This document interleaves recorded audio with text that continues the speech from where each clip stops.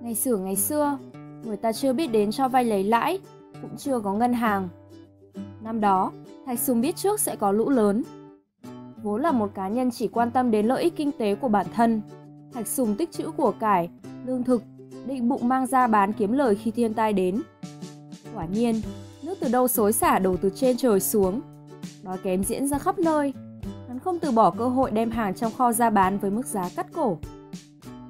Thấy cảnh hàng trăm con người ngửa cổ lên trời than khóc vì thiếu tiền mua hàng, một ý nghĩ chợt lóe sáng.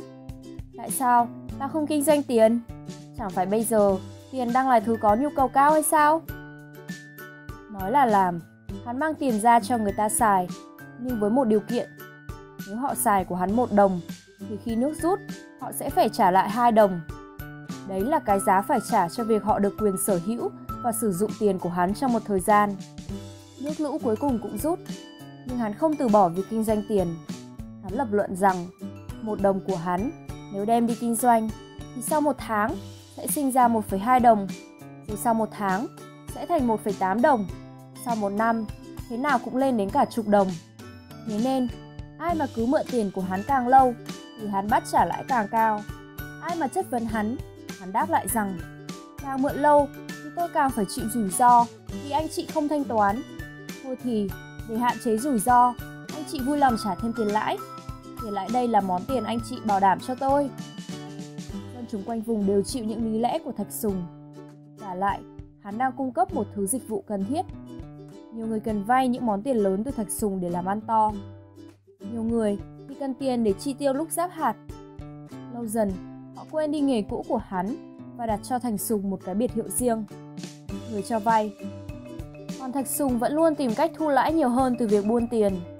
Một ngày kia, khi quan sát thương lái mua bán gạo, hắn nảy sinh ra một ý nghĩ. Kinh doanh tiền chẳng phải cũng giống như kinh doanh gạo hay sao? Cũng có thể mua rẻ rồi bán lại với giá đắt để kiếm lời.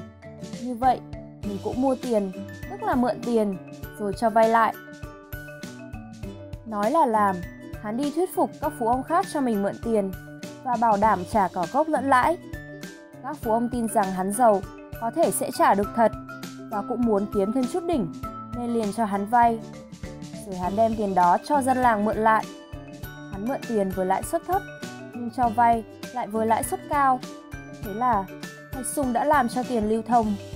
Tiền không còn nằm trong két sắt hay được chôn trong hũ sành dưới lòng đất nữa, mà tiền được giao dịch, vay mượn qua lại. Thạch Sùng vẫn tiếp tục sáng tạo.